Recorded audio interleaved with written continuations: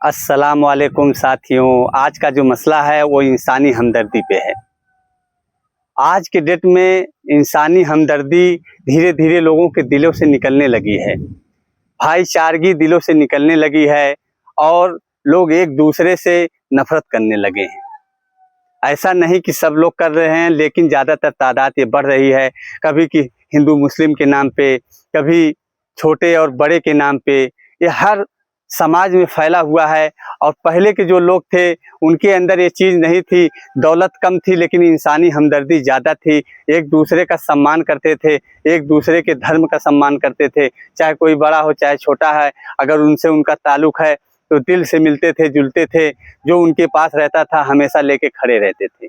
पैसा तो नहीं था लेकिन उनके पास मोहब्बत था, उनका साफ दिल था, इंसानी हमदर्दी थी और उनका कोई काम रुकता भी नहीं था। लेकिन आज का जो मसला है, सारी फैसिलिटी भरी पड़ी है लेकिन कट्टरता इतनी आ चुकी है, लोग भूल गए हैं कि हम एक इंसान हैं। हिंदू मुसलमान बाद में हैं लेकिन हम एक इंसान हैं। हमारे अंदर इंसानी हमदर्दी होनी चाहिए ताकि हमारे किसी गलत फैसले से, गलत काम से पूरे समाज में जो धब्बा लगता है, जो बदनामी आती है, वो ना आए। पूरे समाज को दिक्कत झेलनी पड़ती है, वो ना आए।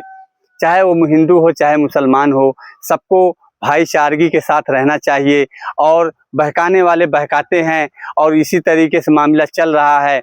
और जो है कि बहकने वाले बहक रहे हैं, लेकिन आज भी बहुत से लोग हैं मजबूती के साथ भाईचारे को निभा रहे हैं, भाईचारे को निभा रहे हैं और जो है कि अपने आप को साबित कर रहे हैं कि हम किसी के बहकावे में आने वाले नहीं।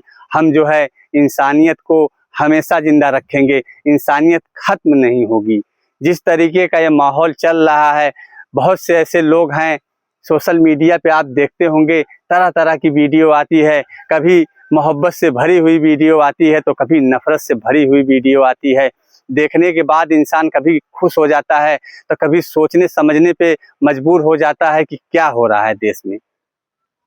तो हमें अपने आप को बचाना है।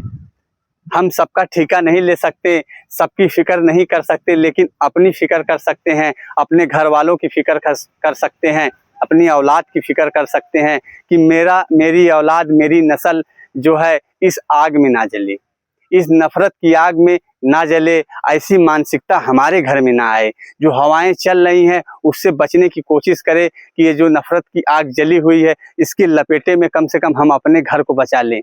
अगर इस तरीके से हर आदमी सोचने लगे तो एक दिन आएगा कि नफरत खत्म हो जाएगी और मोहब्बत का राज होगा। सब लोग खुशहाली से ज़िंदगी गुजारेंगे, जो है इंसानियत के साथ अपना घूमेंगे फिरेंगे, कोई किसी को दिक्कत नहीं होगी। जिस तरीके से पहले लोग रहते थे और आज भी लोग रहेंगे। लेकिन हमें समझना होगा, छोटी छोटी बातों को इतनी बड़ी बात बना दी जाती है कि जो है कि आदमी उस आग में झुलस जाता है और एक की गलती की वजह से पूरा समाज बदनाम हो जाता है। और चाहे मैं रहूं, चाहे आप रहें, चाहे हिंदू समाज हो, चाहे मुस्लिम हो, चाहे सिख हो, चाहे ईसाई हो, क्योंकि छोटा सा कोई काम होता है, भड़काने वाले ऐसा भड़काते हैं कि पूरा जो है कि समाज ही गंदा हो जाता है, उस आग के लपेटे में आ जाता है। छोटी सी बात को बहुत बड़ी बात बना दी जाती है। कुछ 10 बात अगर सच्ची होगी तो उसमें 1000 बात गलत डाल दी जाती है, सिर्फ सियासत के लिए। तो हमें बचना चाहिए और हमें जो है हमेशा हमारा जो टारगेट हो वो इंसानियत पे हो, अमन पे हो, मोहब्बत पे हो, भाईचारगी पे हो और अपने आप को बचाने की हो कि नफरत की जो आग जल रही है वो हमारे घर तक ना आ पाए।